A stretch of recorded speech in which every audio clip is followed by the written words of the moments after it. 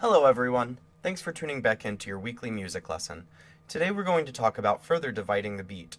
For our music history segment, we'll be talking about Czech composer Bedrich Smetana. Just like last week, we're going to assume that I'm talking about 4/4 time for the duration of this video. When you have notes that are less than one beat, you have to divide the beat. For this video, we'll be dividing the beat into 4 notes. As we discussed last week, eighth notes are 1/2 of a quarter note. They're called eighth notes because they divide a quarter note in 2. When you divide 1/4 by 2, you get 1/8, or an eighth. They look like little quarter notes with flags, and they're paired together. The flag is replaced with a beam. They sound like teet, teet, teet, teet, teet, teet, teet, teet. 16th notes look similar to eighth notes. A 16th note looks like a small quarter note with 2 flags on the stem. They're often beamed together in groups of 4. That is, you replace the 2 flags with 2 beams connecting 4 16th notes. They're called 16th notes because they are half the length of an eighth note, and half of 1/8 is 1/16. One activity you may consider is taking the note pyramid we made last week and including the 16th notes on the bottom. You'll be including 2 16th notes per eighth note. You can also just put 4 beamed 16th notes under every 2 beamed eighth notes. Let's look at a couple patterns and see if we can determine the rhythm. For those listening to the podcast, I'll put the video link in the description. It's easier if you have visuals. First, we have 4 16th notes, followed by 4 eighth notes, followed by 4 16th notes. Tika tika ti ti ti ti tika tika. Second, we have 2 eighth notes, 8 16th notes, and 2 eighth notes. It sounds like T, T, tika, tika, tika, tika, T, T. Now let's talk about combining eighth notes and 16th notes with the same beams. Sometimes a single beam can be applied to both eighth notes and 16th notes. An eighth note beamed to 2 16th notes, it sounds like T, tika. 2 eighth notes beamed to an eighth note sounds like tika, T. Be careful with tika, T. Listen to how I'm altering the rhythm. Tika ti, tika ti, tika ti, tika ti, tika ti, tika ti, tika ti. When musicians go on autopilot, they will perform a tika ti rhythm somewhere closer to a triplet. Let's look at a couple more rhythm patterns with some of the new rhythms we've learned. Ti, tika, tika, ti, ta, ta. Ta, ti, ti, tika, ti, ti, ti. Now let's move on to the music history segment. This week we will be talking about Bedrich Smetana and his most famous work, Ma Vlast. Bedrich Smetana was born March 2nd, 1824, and was raised in Prague, Bohemia. He would later go on to be known as the father of Czech music. Some may argue that Antonín Dvořák is the father of Czech music, as he was the first world-renowned Czech composer. However, Dvořák set out to create the American style when he accepted a job at the Juilliard School of Music in New York in 1892, because creating a national style for every country was the cool thing to do in the late 1800s. Like Dvořák, Smetana set out to create a Czech style of music when his own country rejected his works. He wrote a letter to his parents in 1856 that stated, quote, "Prague did not wish to acknowledge me, so I left it," end quote. In 1860, Smetana wrote, quote, "It is sad that I am forced to seek my living in foreign lands, far from my home which I love so dearly and where I would so gladly live. My heart is heavy as I take leave of these places.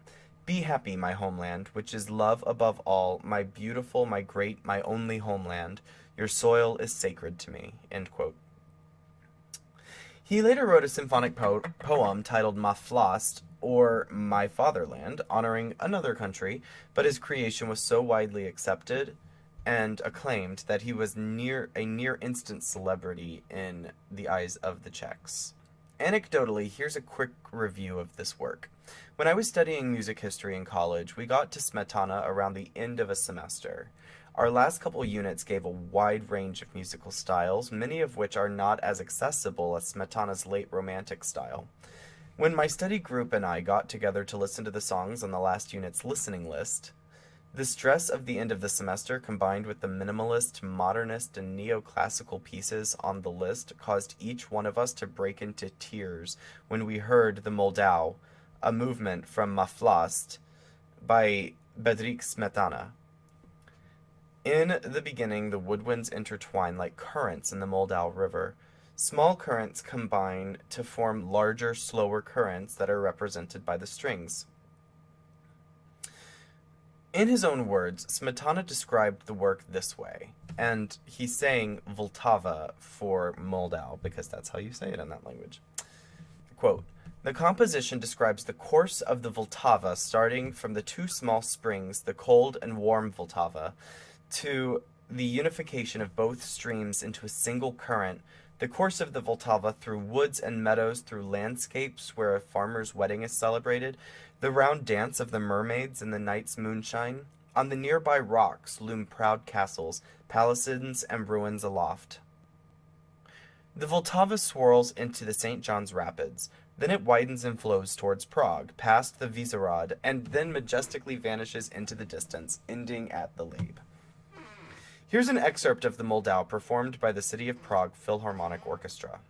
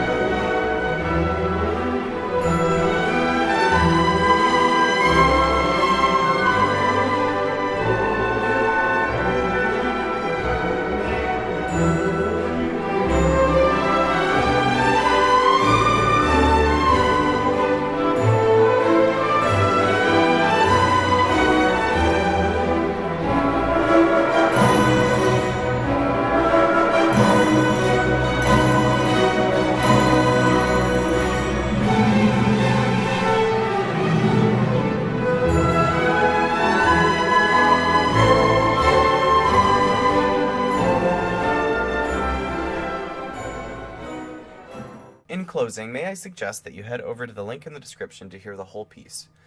Maybe follow along with the story laid out by the composer. I hope that you're all doing well and staying safe. Thanks for tuning in and have a great week.